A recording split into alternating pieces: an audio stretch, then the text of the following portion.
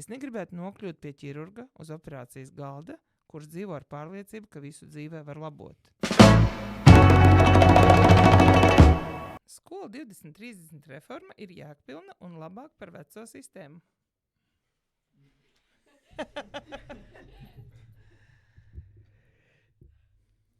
Man ir tikai viens galvenais arguments. Es uzskatu, ka tā ir laba programma, bet nav jēga ar to steigties, ja nav pieejami visi materiāli. Jo kamēr nav izstrādāti visi materiāli, ir ļoti grūti ar to mācīties. Un te mums vajadzētu precizēt, ko mēs saprotam ar šo skolu 2030 reformu. Ir saturs un ir pieeja. Saturs piekrītu, saturu nedrīkstēja mainīt, secību un dziļumu kaut kādu, kamēr nav izstrādāta atbalsta materiāli, ar kuriem var strādāt. Bet pieeja, kas ielikta skola 2030, viņa ir ļoti atbilstoša mūsdienu jaunietim. Es piekrītu, es neapstrīdu pieeju, es apstrīdu to, ka tikai šobrīd parādās grāmatas 7. klasēm, kas es 7. klasē sāku mācīties pēc skola 2030, iespējams pat agrāk, es nesakoju īstam līdzi, jo man tas tiešām nepatīk. Es atvainojos, bet tās grāmatas nāk ārā tikai tagad. Un visu šo laiku mēs esam mācījušies no telefoniem, no mācoņa, no darba lapām, kas, protams, nav slikti, bet es un vēl daudzi, ko es zinu, nav viegli mācīties tieši no ekrāna. Tīpaši tagad, kad mēs mēģinam izvairīties no tā, ka mums visur apkārt ir šie ekrāni, digitalizācija un tā.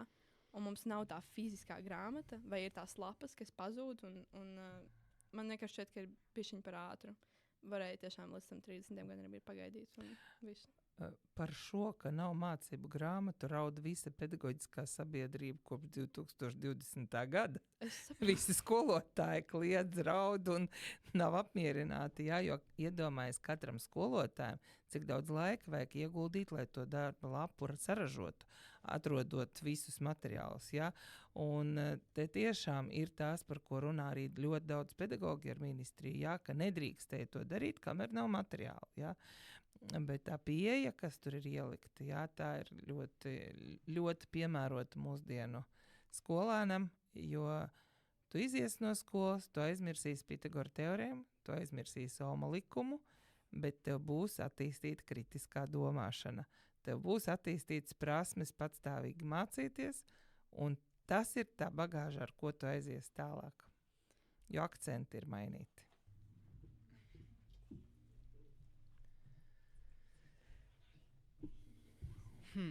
Nu, es esmu novērojis, kā skolēns, kuram vidējā ir virs 9, es novēroju, ka šī sistēma varbūt tā palīdz man, kurš spēja pašvadīt mācīties, bet daudziem tā kaitē, jo mums tagad stundās ir vairāk fokus uz pasvadītu mācīšanos, kas man ir labi, jo es ļoti efektīvi spēju to darīt, bet citiem, kas nav ļoti daudz laika ieguldījuši to mācoties, viņiem tas vairāk tieši rezultēs to, ka viņi pavada laiku sarunās, ka viņi spēlē telefonu un visādas citas problēmas. Manuprāt, rezultāts un kritiskā domāšana dažreiz ir labāka, kad mums iedod, ko mācīties, nevis, ka mēs vienkārši redzi, rekur tev materiāls, ja tev ir kādi jautājumi, nāc pie manis, bet tavs pienākums iemācīties. Jā, bet diemžēl dzīvē ļoti reti, kad būs situācijas mūsdienās, kad būs kāds, nezinu kas, labdaris, kurš atnāks un pateiks, tev tev ir, ņem un dari to, ko es tev pateikšu. Un ja skolēns, ja jaunietis, kas mācās skolā, neiemācīsies tās prasmes, kuras tev piemīt, ja, viņam būs ļoti grūti dzīvē, un ja viņam šobrīd ir neveiksmes mācību procesā, tās neveiksmes vēl var mainīt, uzlabot un mācīties apgūt šīs prasmes. Ja viņš bez šīm prasmēm aizies uz augstskolu, ja viņš bez šīm prasmēm aizies tālāk strādāt, viņš ļoti ātri visu pazaudēs un dzīve būs sabojāta. Līdz ar to tas, kas ir nepieciešams katram jaunietim, viņam ir nepieciešams apzināties, man šits nepatīk, man šits nesanāk, un nevis telefonu skrūlēt, bet iemācīties plānot savu laiku, iemācīties pajautāt, iemācīties saprast, ko es zinu, ko es nezinu, kam man būtu jāpajautā, kur jāmeklē palīdzība. Un tād, beidzot vidusskolu, viņš būs daudz veiksmīgāks. Ja viņš to nav sapratis, diemžēl viņš nav vēl izaudzis, Tad viņam ir jāsāk šis pašvadīts mācīšanās posms no bērna dārza vecuma, ja atkal visu to, ko mācās 5-gadnieks. 10. klasē, 11., 12. Labā ziņa ir tā, ka ja viņš to sāks mācīties 11. klasē, viņam nebūs jāmācās to 10 gadi. Viņš to varēs izdarīt 2 mēnešos.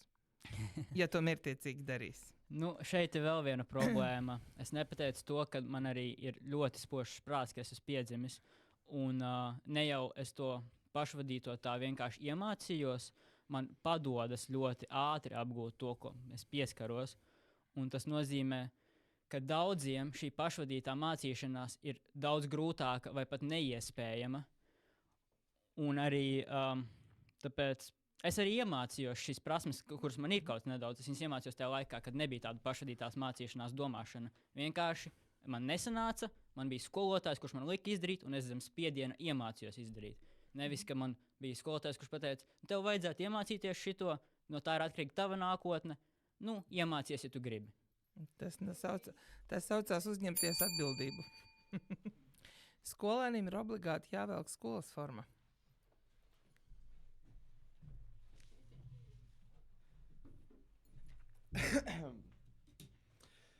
Es gribētu parunāt par to, ka par visiem argumentiem, kas ir par skolas formām, un es gribētu ar savu viedokli noliekt tos, kādi argumenti tie ir plusā.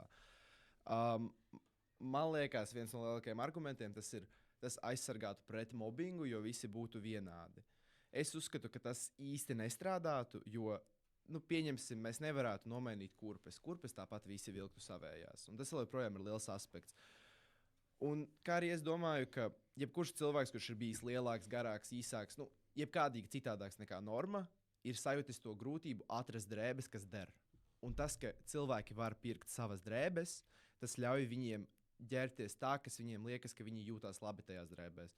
Konkrēti izmēri visai skolai būtu ļoti grūti atrast drēbes, kas derētu.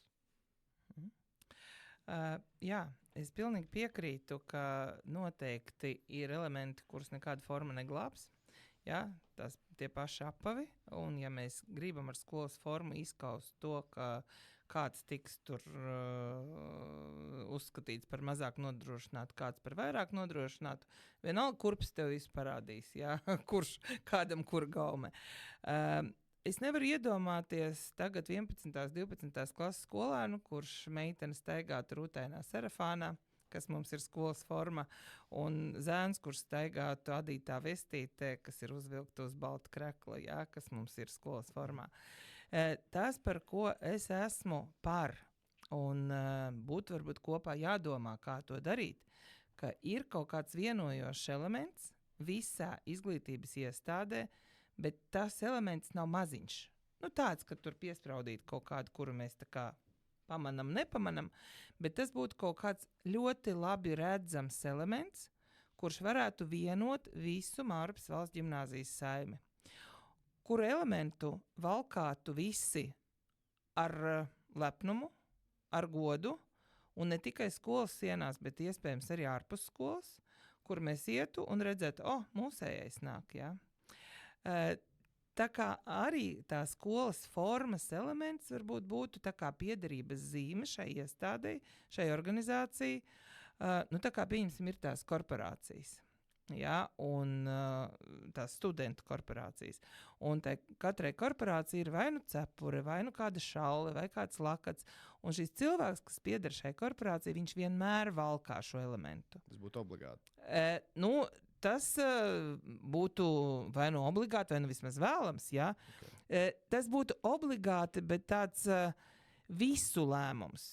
Ka mēs šādi pieņemam, un tā ir, un es teiktu, tam mazākumam varbūt būtu jāpakļaujas vairākumam. Ja vairākums tā ir nolēmis, tad visiem tā ir jādara, jā. Bet man ir ļoti gribētos, lai mēs nodzīvotu līdz tādam laikam, kad katrs arī gribētu, lai tas būtu obligāti. Es uzskatu, ka tas nav iespējams ar pusauģiem. Bet es piekrītu uz svētkiem, bet es nezinu, vai katrs gribētu vilkt. Un es gribētu arī parunāt par to, kāda sistēma mums šobrīd ir ar formām. Man ir 3 brāļi, 2 māsas, tie visi ir kopā. Viņi visi mācās šajā skolā. Viņi visi ir jaunāki par mani. Es tiešām zinu, kā ir ar tām sīču formām. Un es šodien iegāju, paskatījos cenas tām formām, un tās cenas ir dārgas un kvalitāte ir drausmīga. Ir Un dažāda. svārki. Ļoti dārgiem elementiem kvalitāte ir laba, bet viņas neviens nepērk. Jo viņi tiešām dārgi. Jā, bet vienkārši tas, ka es uzskatu, svārki maksā 35 eiro. 5, vēl neskaitot piegādi. Un viņu sastāvs ir 65% poliesters un 35% viskoze, kas ir lina aizvietotājs. Un tā kvalitāte es neuzskatu ir tā kā pieņemama pat priekš formas. Tāpat arī tā jaka ar rāvēslēdzēju, ko var redzēt sīkajiem valkot, ir 42 eiro, 5 eiro plus piešūt logo, kas nenāk komplektā, neskaitot piegādi. 50% ir merīna vilna, kas ir labs audums, un otra 50% ir bezpilnīgs polikarsts. Es nevaru precīzi izrunāt. Un tas ir materiāls, ko izmanto ruļļos, ar kuriem krāso sienas. Jā. Šobrīd vispār ar dabisku materiālu ir ļoti sarežģīti. Vispār kopumā pasaulē, ja jūs paskatījāt pa veikaliem, jūs redzētu, ka arvien vairāk izzūd, teiksim, ādas apavi, dūnu jakas, jā, tāpēc, kad aizvieto visu, mums pasaule paliek arvien zaļāka nosacīti, lai saražot šos te polimērus, mēs piesārņojam gaisu vēl vairāk nekā dabūt kaut ko dabīgu. Jā, es tam piekrītu, tāpēc es saku, es esmu par cita veida kaut kādu lietu. Šobrīd es esmu iedomājies tādu ideālu pasauli.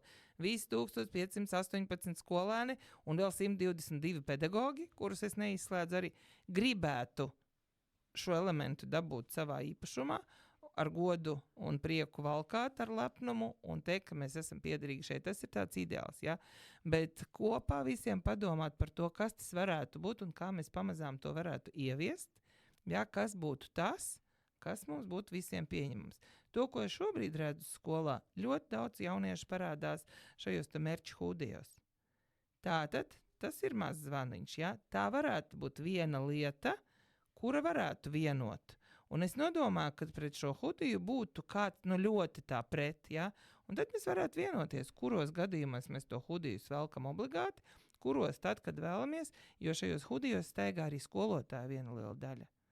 Un pieņemsim piekdienas hudiju diena. Kāpēc ne? Ja? Un visi tad piekdienās staigā ar šiem hudijiem. Tas ir viens no variantiem. Bet piederība veidojas arī no tā, ka mums ir arī vizuāli kaut kas kopīgs. Ja? Es piekrītu par to vienoto simbolu, un man īsti vairs nav ko argumentēt par to. Es gribēju par konkrētām formām. Ja tas ir veidots kā simbols, ko cilvēki grib vilkt, realistiski tas ir grūti, bet pieņemsim, cilvēki sagribēs visi 1500 uzlikt kaut ko, tad jā. Bet vienkārši par tagadējo sistēmu es neuzskatu, ka tas būtu iespējams vai arī ļoti laba ideja ieviest formas, kā mums ir skolā. Jā. Nākamais jautājums, nākamā tēma. Skolēniem nevajadzētu dot iespēju uzlabot pārbaudes darba rezultātus.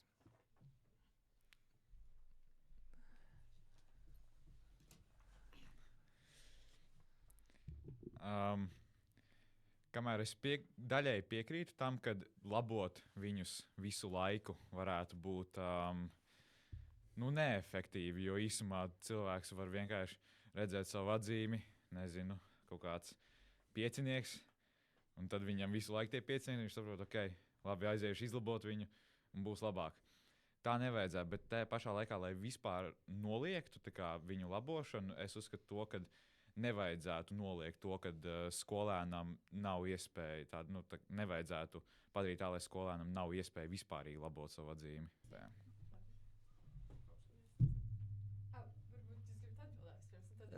Labi, parunā. Runājot par tām atzīmēm, ir no vienas puses ļoti labi, ka nav jālabo atzīmes, jo tad tu to darbu uzraksti, un tad vairs tev nav tāds iekšējais stress, ka tev tas ir jādara vēlreiz. Bet no otras puses es uzskatu, ka tas ir kā tāds neliels sots, par, ka tu uzraksti to atzīmi, un tad tu viņu vairs nevar labot, tu vairs nevar iet atpakaļ. un ka tas tā kā parāda to, ka tu vairs nevari labot savu kļūdu. Jo ir ļoti daudz faktori, kas ietekmē vispārīgi pārbaudas darbu, gatavošanos pārbaudas darbam un pašu pārbaudas darbu rakstīšanu. Kā pieņemsim, es nezinu, neizgulēta nakts, kas varbūt ir daudz iemesls, kādēļ tādas var notikt, vai kaut kāds stress, jo man, piemēram, ir bijuši pārbaudas darbi, ka es atnāku, es to tēmu ļoti labi pārzinu, bet es piesēžos pie tā darba, un es pilnībā tā kā no galvas izkūp tā doma, un tu vienkārši tajā dienā fiziski nevari uzrakstīt to darbu, vai kaut kas ģimenē notiek un tādas lietas, un es pilnībā saprotu to cilvēcisko aspektu, kas ir skolotājiem, un ka viņiem ir jau tā daudz jālabo šie darbi, bet no otras puses arī skolēniem tas ir tāds kā papildu sloks, ka viņiem vairs nav tā otrā iespēja. Es drusciņi atdalīšu vairākas lietas. Ja? Pirmkārt, skolotājiem sloks, tā ir viena lieta, ja, un skolotājiem tāpat ir sloks ar labošanu vai bez labošanas. Es gribētu paskatīties uz šo jautājumu pēc būtības. Mēs atdalām atzīmi no zināšanām. Ja. Atzīme, tas ir loģisks noslēgums procesam. Un mums vajag veidot to procesu tik efektīvu un tik produktīvu un tik uz mērķi vērstu, lai šīs kontroldarbs beigās būtu loģisks noslēgums un to uzlabojumu tam zināšanām veikt pa ceļam. Tāpēc ir formatīvā vērtēšana, tāpēc ir procentu darbiņi. Cita lieta, cik katrs skolotājs prot to organizēt, ja? Mēs visi mācamies. Bet ja tas process ir ļoti mērķtiecīgs un mēs katru dienu mācoties varam ieraudzīt savas kļūdas šī brīža un saprast, kas man vēl būtu jāpielabo, kas būtu jāpiemācās, lai tas gala rezultāts būtu tāds, kādu es gribu, ja? Tad tas būtu vienkārši ideāli, un tad nav jārunā par nekādu labošanu. To, ka ir stress, ir negulētas nakts, ir dažādi apstākļi, bet tā ir arī dalīta atbildība. Ja tu zini, ka tev rītā ir pārbaudas darbs, tad tev ir jāmācās plānot savu dzīvi tā, lai tev nav negulēta nakts. Jo skola ir tā vieta, kur mēs varam uztrenēt kaut kādas savas prasmes, kuras tālāk dzīvē mēs arī pielietosim. Un dzīvē ir ļoti daudz situāciju, kur tev jāsaņemās, jāsakoncentrējas un jāizdara lieta uzreiz labi, kvalitatīvi, maksimāli labi. Es negribētu nokļūt pie ķirurga uz operācijas galda, kurš dzīvo ar pārliecību, ka visu dzīvē var labot. Un šodien man bija negulēta nakts, tāpēc man ir stress, es te kaut ko pagriezīšu, bet rītā es salabošu, jā, nogriezīšu vēlreiz. Nē. Tev ir mirklis, kad tev ir jāsakoncentrējās, jāsaņemās, arī tad, ja tev bija negulēta nakts, bet šobrīd tev operācija jāuztais maksimāli labi tā, lai tas cilvēks pieceļās un iet dzīvot tālāk. Ja? Un ļoti daudz es šobrīd varbūt tā, ļoti tā, uzspiedošu tādu brutālu piemēru, ja, nosaucu, bet dzīvē ļoti daudz tādu situāciju, kur tev momentāli jāpieņem lēmums, jāizdara kaut kas, jāuzņemās atbildība un labot tu vairs nevarēsi.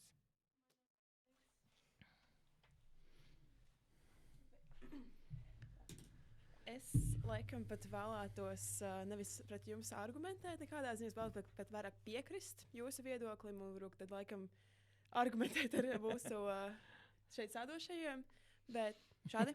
Okay. Attiecīgi...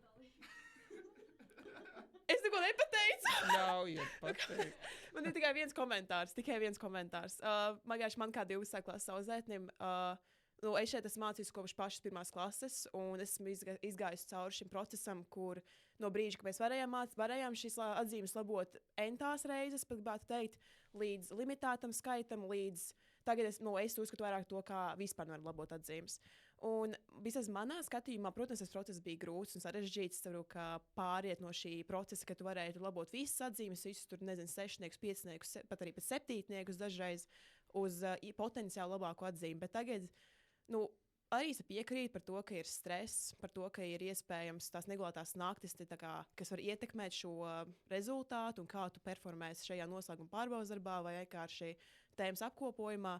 Tas ir kā papildus tāds kā, kā teikt, tāds maziņš grūdienis, ka tā kā jau saņemies, un tā, ka tu nevari īsti vairs šo labot.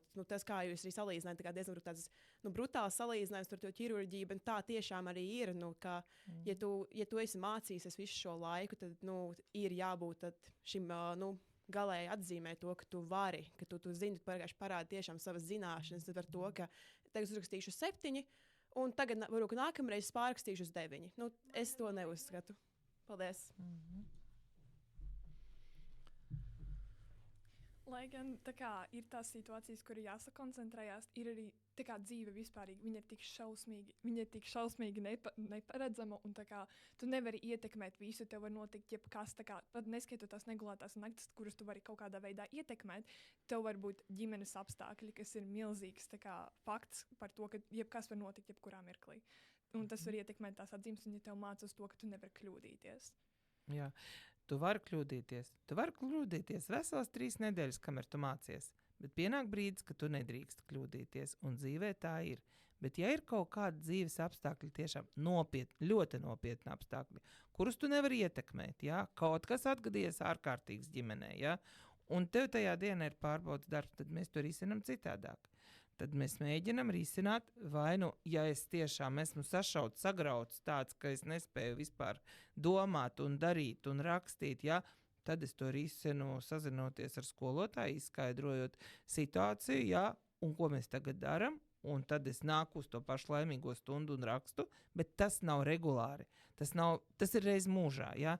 Jo tev nav, ja tev tā dzīve ir tāda, ka tev katru reizi kontrola darba dienā atgadās kaut kas tāds, kas tev izsit no sliedēm, un tu nespēji sakoncentrēties un izdarīt savu darbu, tad kaut kas ir jādara ar savu dzīvi. Ja? Tad tu dzīvo vispār nemitīgā stresā. Jā. Līderis manī ir vajadzīga programma skolas vides uzlabošanai.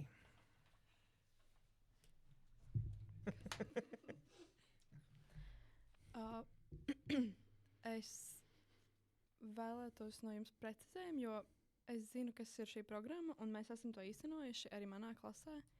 Bet mūsu skolā ir tik daudz programmu, ka es vēlētos, lai jūs.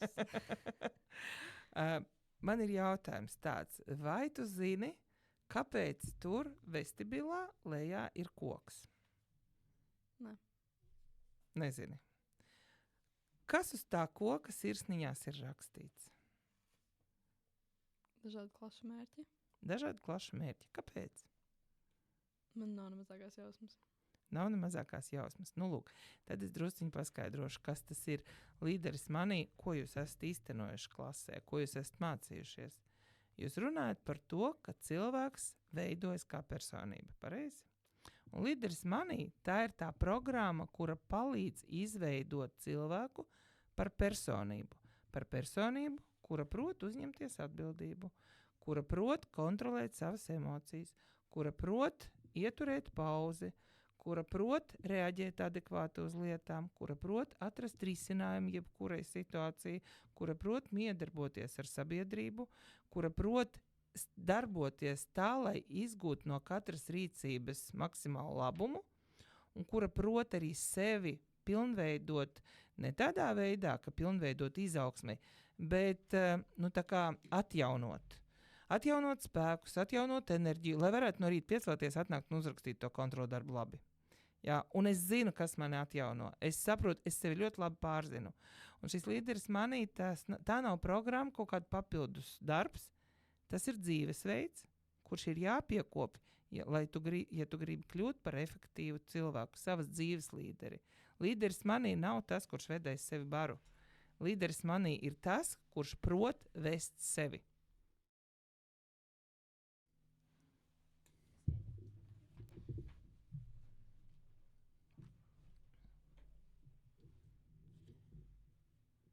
Atkal, no vienas puses es piekrītu jūsu sakāmajiem, un tā, no otras puses ir tik daudz cilvēki pirms mums, kuriem ir izdevies vispārīgi pilnveidot sevi bez nekādas programmas, un ka viņi to dara tādā pašu atrašanas ceļā, ka viņi sevi atrod, un tādā veidā arī sevi pilnveido. Un personīgi šī iemesla dēļ man liekas, ka tā programma ir nedaudz lieka, un ka līdzīgi kā vērtības, par kurām mēs iepriekš runājām, ka viņas visu laiku integrējās visos pasākumos. Iekšā arī šī programma ļoti tiek integrēta, pieņemsim, arī erudītā. Un kaut kādā veidā arī es personīgi arī veidoju šo erudītu staciju, un tad mums bija konkrēti iecerēts klāstīt skolēniem par politisko līdzdalību, bet mēs to līdz galam neizdarījām, jo mums bija jāpielāgojas kaut kādam tam vienam paradumam. Un tad tas galvenā tā doma ir tāda, ka, manuprāt, mēs spējam sev pilnveidot arī bez tāda papildu līdzekļa. Ļoti daudziem cilvēkiem šī personības veidošana notiek intuitīvi. Viņi vienkārši zina, kā vajag, un viņi jūt. Teiksim, tā ir intuīcija, viņi jūt, kā vajag. Ir ļoti daudz dažādu sistēmu, kuras darbojās. Ja? Tas viss, kas tur ir rakstīts, tas nav izdomāts. Tas ir apkopots no novērojumiem, no pētījumiem. Un Stevens Kovejs, kurš ir radījis šo sistēmu, viņš viņu nav izgudrojis. Viņš ir apkopojis pasaules pieredzi šīs personības veidošanā un izveidojis plānu. Izveidojis sistēmu, kā to var darīt ļoti kompakti un ļoti mērķtiecīgi. Bet runājot par tām līderu stacijām erudītā, jūsu pilsoniskās līdzdalības stacija vajadzēja nākt no otra gala. Nevis jūsu staciju pielāgot paradumam, bet paņemt stacijas saturu un atrast to paradumu, kas tur ir iekšā. Ja? Un tur viss būtu ideāli. Un tur tiešām varētu, jo katrā darbībā, ko cilvēks veids, var atrast paradumu un to paradumu attīstīt un stiprināt. Ja, un tas cilvēks kļūst arvien apzinātāks. Jo cita lieta, cilvēks dara intuitīvi kaut kādas lietas, un pavisam cita kvalitāte, kad cilvēks dara to apzināti. Labi. Man tad ir tāds papildu jautājums, ko jūs domājat par tām izveidotajām dienas grāmatām, kas ir izveidotas tieši saistībā ar šo programmu? Vai jums liekas, ka tas ir liederīgi? Tie plānotāji? Jā. Plānotais priekš manis, pieņemsim, tā ir ļoti liederīga lieta. Es esmu sena vecmodīga tante, kurai vajag vēl joprojām pierakstīt uz papīra kaut ko.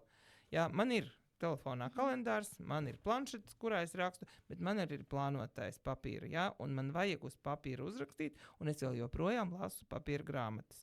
Jā, un tāpēc papīra plānotais ir viena laba lieta. Ja? Tas, ko tur iekļāva šajā plānotājā, skolotāji pastrādāja pie tā līdera materiāla, kas mums ir pieejams, un iekļāva tur tādus uzdevumus, kuri var palīdzēt klases audzinātājiem strādāt ar savu klasi.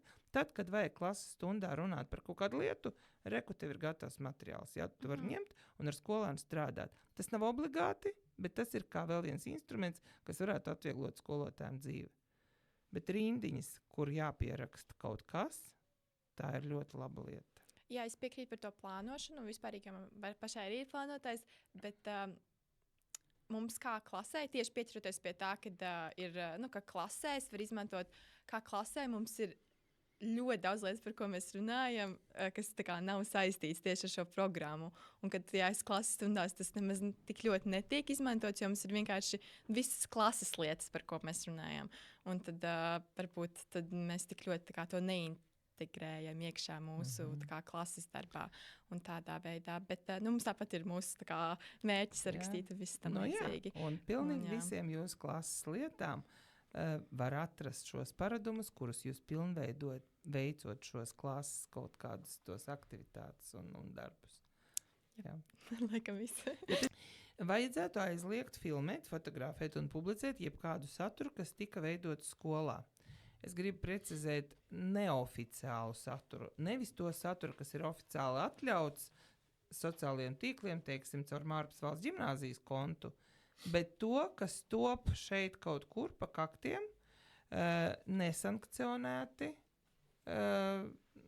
tā, viens otru uzfilmē, viens otru nofotografē un tad aiziet pa visiem privātiem kontiem, kur ir 50 cilvēki.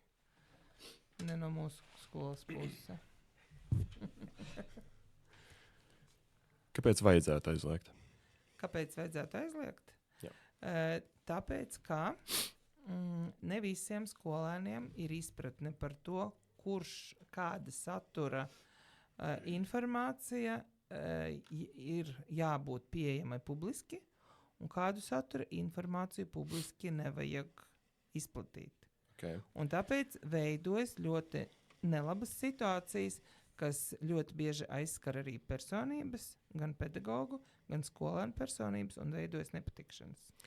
Es saprotu, bet ir tā, ka bērniem ir īpaši kaut kādos, es nezinu, vispār pusauģu vecumā ir ļoti svarīgi izpausties un izpaust sevi. Un viena no tām formām, kā cilvēki var izpausties, un es atceros, kā arī es izpaudos, bija tā kā, es nezinu, kaut kādā veidā taisīt kaut kādus, piemēram, video.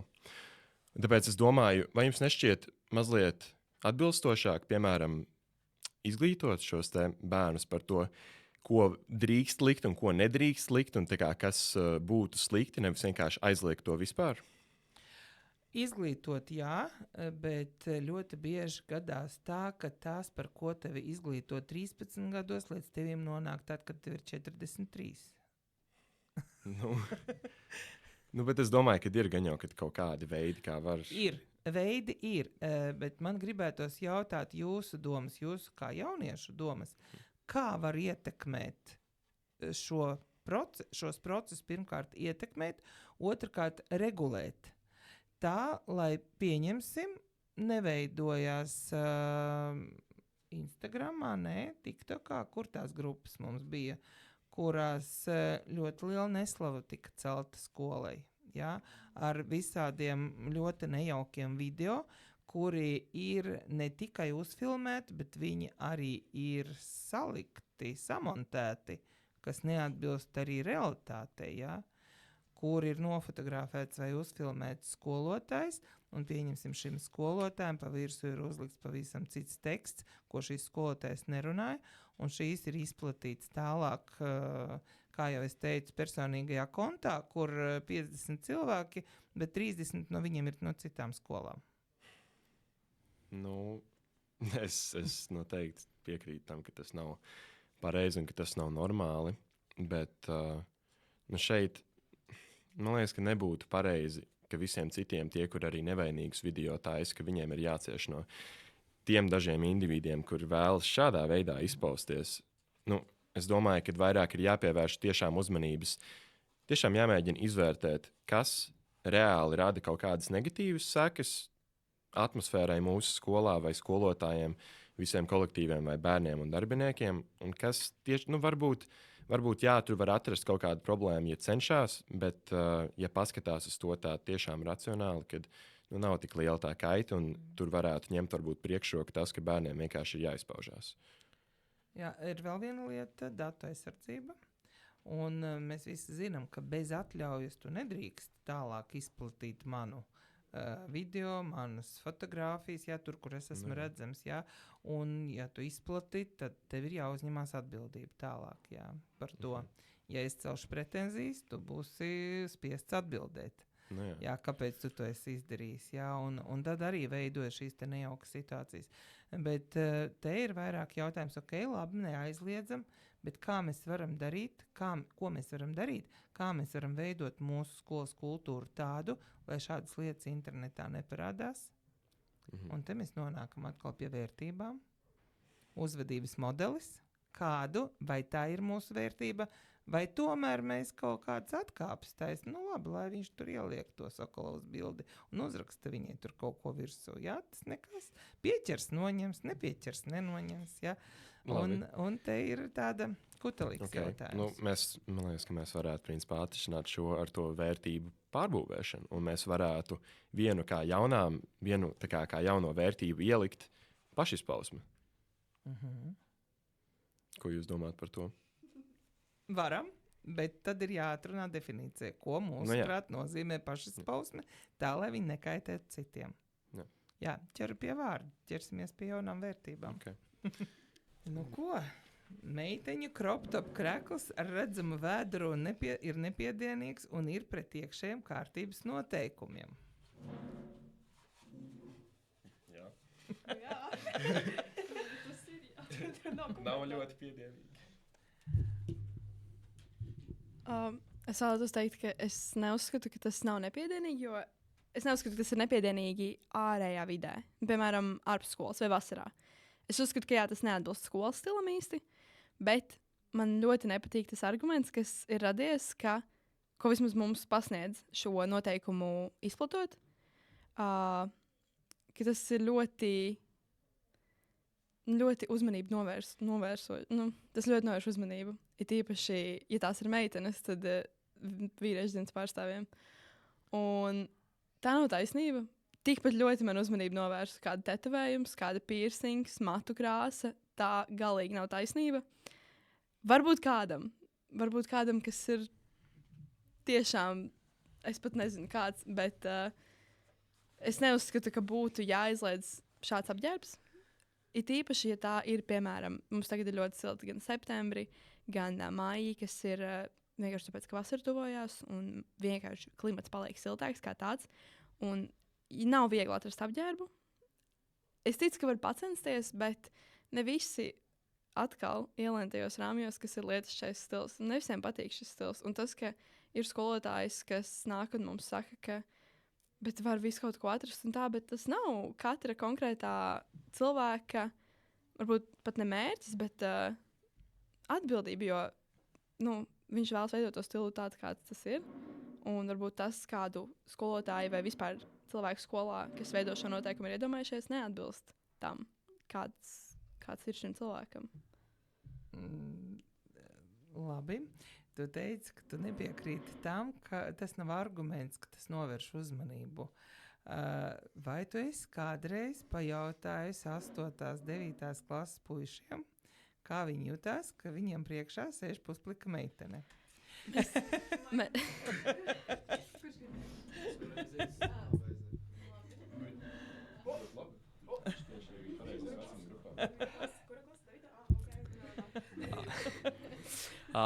Es pats esmu 9. klases skolnieks, tā kā man ir kur iebilst un kaut ko pateikt tieši par šo. Un arī man šķiet to, ka jūsu arguments to, ka tādi ķermeņa izrādīšanas crop-top veidā vai kāda cita apģērba veidā tieši priekš 8. un 9. klases skolniekiem ir kaut kādā veidā uzmanību novērsoši, es tam pilnībā nepiekrīstu, jo tad mēs varētu šo pašu argumentu visā sabiedrībā palaist, kad arī ārpusē nevarētu šādi ģērbties. Jo tas varētu jebkādā veidā ietekmēt cilvēku uzmanību, piemēram, braucot pa ceļu ar riteni. Un, es personīgi arī vasarā un visur apkārt saskaros ar šādu veidu stilu ļoti bieži un ļoti daudz, tāpēc es uzskatu to, ka, ja tas ir normāli un savā veidā korekti sabiedrībā, tad kāpēc lai tas skolā nebūtu pareizi? Un, jā. Te es varu piekrist, ka priekš manis tas ir arguments tomēr, jo es drusciņi mācoties pedagoģiju, es esmu iepazinusies ar vecumposmu psiholoģiju. Un pienāk vecums, kur, kā man viens paziņa saka, ir tāds vecums, kur galvā ir tikai spermatozīdi. Un tas ir tas vecums, kur hormoni ņem virsroku pāri smadzenēm un tur neko nevar darīt. Katram šis vecums pienāk, šis brīdis pienāk citā vecumā, citam tas sāks jau 5. klasē, citam varbūt 30 gados, ir visādi. Un tas ir viens no argumentiem varbūt, varbūt pat mazākais arguments. Bet tas būtiskākais arguments, mēs atgriežamies atkal pie kultūras. Un ja mēs paskatāmies uz dažādu organizāciju kultūrām, jo augstāks organizācijas līmenis un prestižs, jo stingrāki ir ierobežojumi attiecībā uz apģērbu.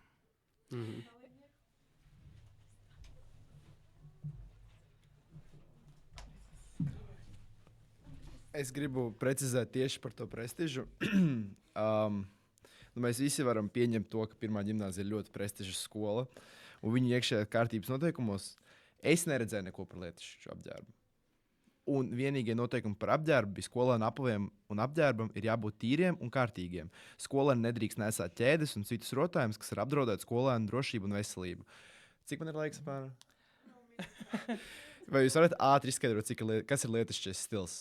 Es ceru, ka neklausīsies pirmā ģimnāzija šito, ja? Jo es neteikšu, ka pirmā ģimnāzija ir ļoti prestiža iestāde kopumā.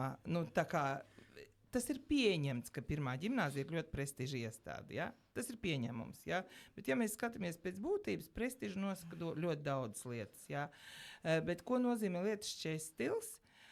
Lietišķais stils nozīmē to, ka pirmkārt, primāri nav atkailinātas ķermeņa daļas, kuras nav jāredz svešiem cilvēkiem.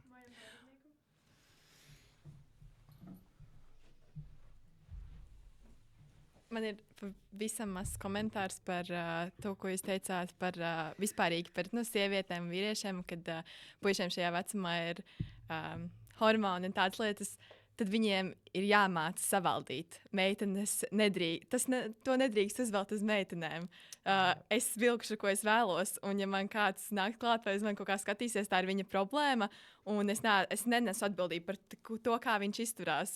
Un tas ir tik ļoti nekorekti, un tā nekad, manuprāt, tas ir ļoti, ļoti nepareizi. Un ja kādreiz tāda situācija būtu, vai vispār skolotājai, vai vispārīgi, tas ir drausmīgi, jo viņi ir atbildīgi par viņu ķermeņiem, mēs esam par mūsu, un viņiem ir jāvaldās. Viņi nevar, viņi to mācās un iemācās, paldies Dievam, ja? Un tāpēc mēs dzīvojam visi laimīgi.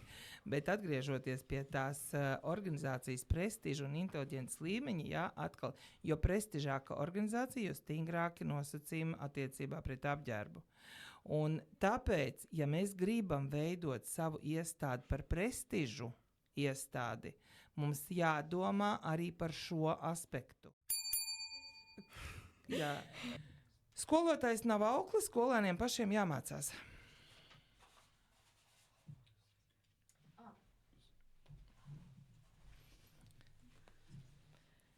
Es varētu šo sasaistīt nedaudz arī ar to skolu 2030, par ko mēs iepriekš runājām, kur ir tā pašvadītā mācīšanās. Un tas bija tas, ko es arī nedaudz gribēju pajautāt tajā, ka tas temats bija. Manuprāt, pašvadīt mācīšanās, un jā, tas, ka skolotājs nav aukla, ir atbilstoši vidusskolai. Jo tas mūs tā kā ievirza uz augstskolu, jo augstskolā patiešām ir šīs lekcijas, kuras tu apmeklē, un ja tu viņas neapmeklē, tā ir tava atbildība.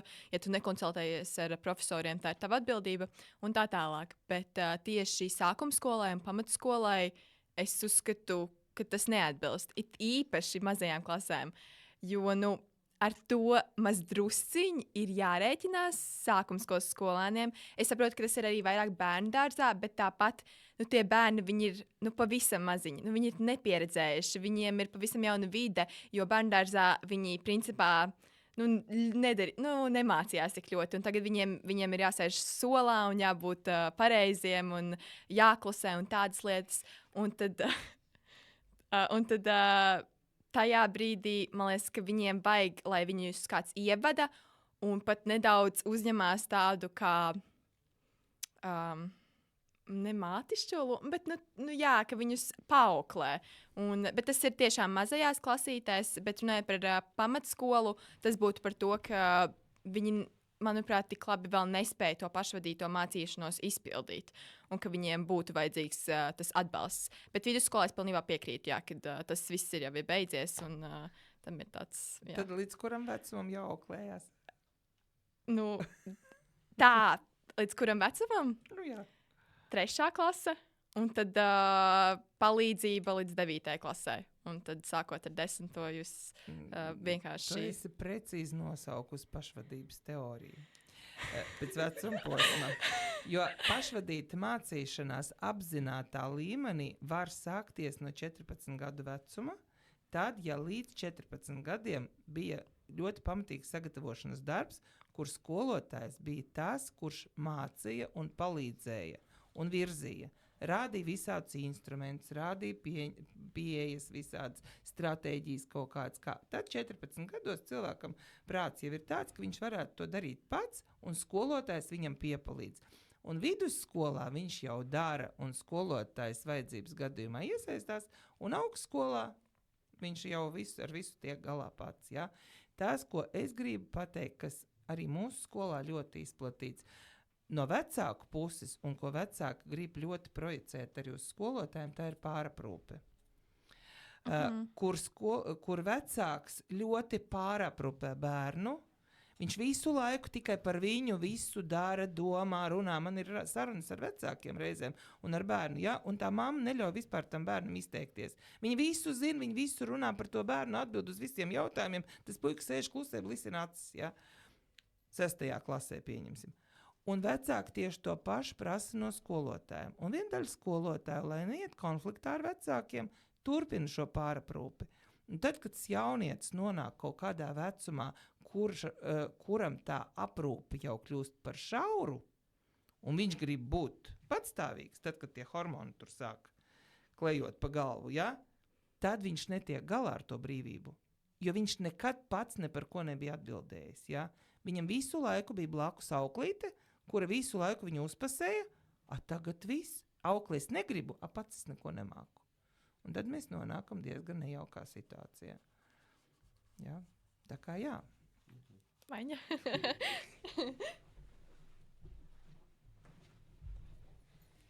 Es ceru to, ka man uzreiz neizmetīs ārā, bet es tieši piekritīšu un es gribu uzsvērt uz šo argumentu, to, ka skolotāji nav aukles, tāpēc viņiem nevajadzētu mācīt morāles skolēniem, jo es esmu pats piedzīvojis ļoti daudz to, ka skolotāji ir iedomājušies sevi kā kaut kādus cilvēkus, kuri varētu pateikt, kā pareizi bērnam ir jādara, bet viņi nepazīst īsti to bērnu.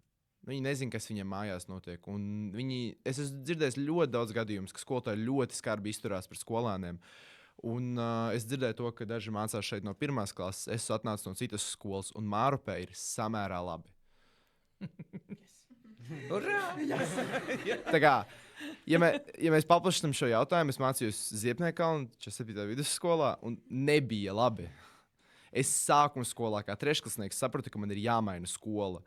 Un, tas tā kā pašvadības princips, es domāju.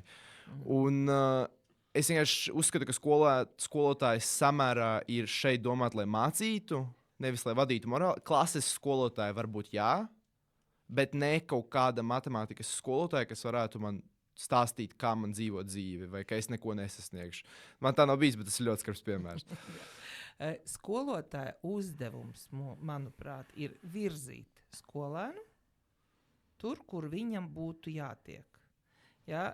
Moralizēt, tā ir vispār pēdējā lieta. Es piebildīšu ātri. Es piekrītu par sākuma skolu, jo sākuma skola burtiski ir bērnu dārzs joprojām. Ka tur vajadzētu būt tādai samērā auklēšanai, bet es nevaru nosaukt precīzu klasi. Tas pats, ko Greisija teica, ap to laiku sākt, vienkārši neļauties saviem principiem censties izmainīt kaut ko skolānos. Skolotājiem nav jāmoralizē, jo tad, kad skolotājs kļūst par moralizātoru, viņš paliek ļoti garlaicīgs. Ja? Un tad jau vairs negribās viņā klausīties. Skolotājiem ir jāpalīdz bērnam, jaunietim, skolēnam saskatīt savas iespējas. Un skolotājs ir tas, kurš var palīdzēt šīs iespējas izmantot un sasniegt to, ko katrs grib sasniegt. Ja? Un tas ir tas, bet skolotājs kā aukle tas nav labs, ja, kurš visu laiku tikai nodrošina siltumnīcas apstākļus, lai tam bērniņam ir labi. Jā, man viss kāds grib nākt.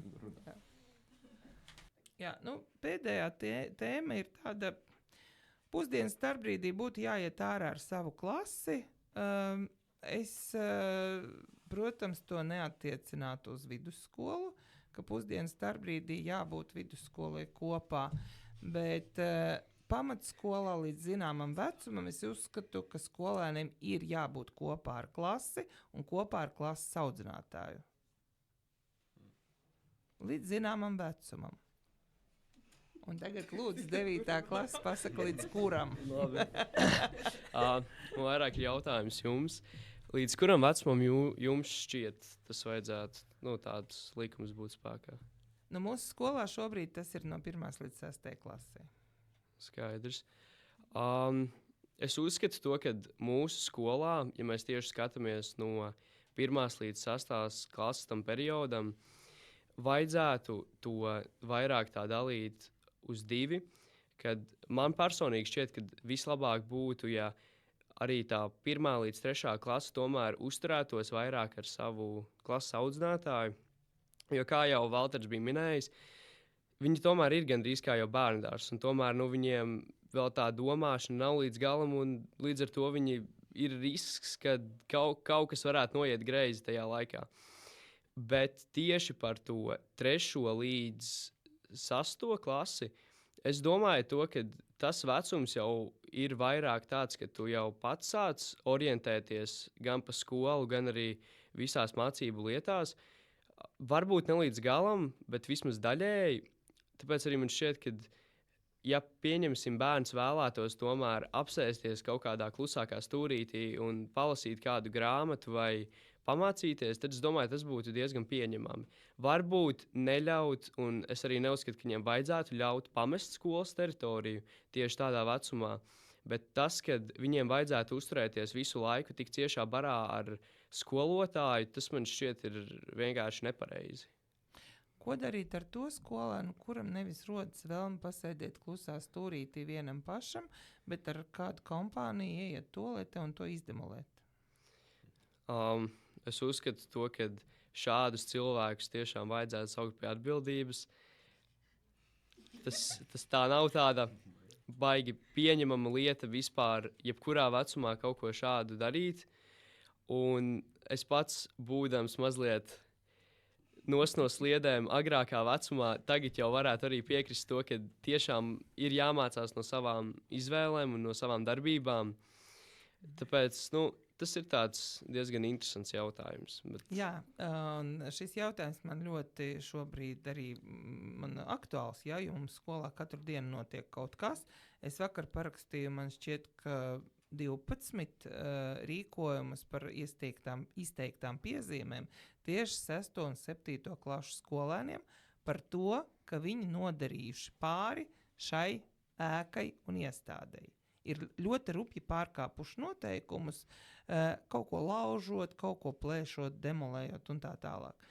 Un te ir jautājums, ja tie jaunieši nav kopā ar klases audzinātāju un ar savu klasi, kā mēs varam viņus identificēt, lai viņi atbild par to savu rīcību? Tad, ko jūs piedāvājat, kā mēs varam šo lietu mūsu skolā izskaust? Kuri būs tie? Mums šobrīd ļoti daudz, mums ir policista sieviete, mēs visas tur vietnieces un direktori esam sievietes. Neviens no mums nevar iet vīriešu toalete un skatīties, kas tur uzturās un kas tur atrodas, ja? Bet tur notiek tās visas ļoti lielas nekārtības. Dedzināšana, laušana, plēšana, kautiņi un vispārējais ir atrasta vieta no skolotāja acīm, kur to var darīt. Kā ar to tikt galā?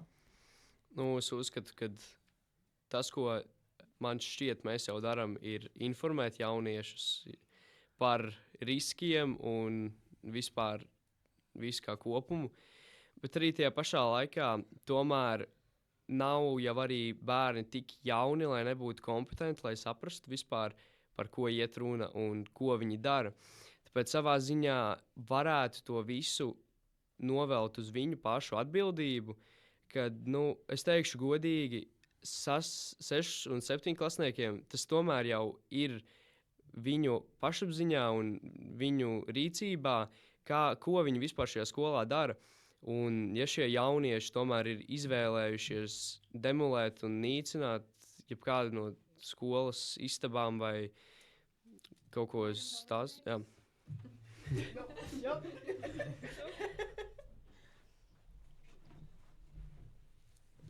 Es vēlos piebilst to, ka mēs nevaram, es nevaru runāt par to socializēšanos aspektu, jo mums sanāk 5. 6. klase bija karantīna. Jā, un es nezinu, kā būtu, ja tā, jo mēs nerunājam par to bieži, bet tas ļoti daudz ko izmainīja, kā mēs runājam savā starpā. Bet man nav īpaši nekādu, ko es varu pielikt klāt, kas palīdzētu izlabot to situāciju, bet es uzskatu, tā ir vairāk mājas problēma. Jā, skolā tas noteikti mums ir jārīkojas kaut ko, lai tas nenotiktu skolā, bet tas, ka tā ir vecāku audzināšana un kā tie bērni uzvedās, kas ir normāli. Jo varbūt tā ir Mārupes problēma, bet es nezinu, ko iedot, un es neuzskatu to, ka tas būtu pareizi visiem spiest skraidīt apkārt, un es arī nevaru teikt, kā būtu labāk, jo es nezinu, jo mēs bijām karantīnā, es sēdēju mājās pie datora personīgi. Bet viena lieta varētu būt stingrāki sodi, jo es nedomāju, ka viņiem ir pietiekoši stipri sodi un viņi vispār saprot. Kādi tie varētu būt jūsuprāt sodi? Konkrēta salamāšana un runāšana ar vecākiem. Es šodien biju kā parlamenta sapulcē, nevis sapulcē, bet mums bija pasākums. Man bija telts, man vajadzēja zīlēt, man 3 sīkie nogāza nost krēslus. Un es biju tik izbesīts, ka es gan īsti sāku bļaut uz viņiem. Tad es sapratu, ka man vajadzētu rādīt piemēru, un kādu piemēru es varu rādīt, ja viņi demolē manas stācijas. Man tas ļoti izvada. Ja kādam ir ko teikt labāku, tad var nākt teikt. Laipni aicinātu mūsu pulciņā. Jā. Jūs teicāt, ka tā galvenā problēma ir tieši novērojama vīriešu toaletēs, jo mums nav vairs nekāds personāls, kurš var... Ir liela problēma, ir vīriešu toaletēs. Saucam atpakaļ gulbi. Bet, labi, varbūt ne tieši viņi, ja? Bet vienkārši mums vajag kaut kādu vīriešu personāžu, kaut kādu vīriešu policistu atpakaļ skolā, kurš var tikt galā ar šitādiem huligāniem, ja? Jo šitas ir, jā, tas ir tā kā...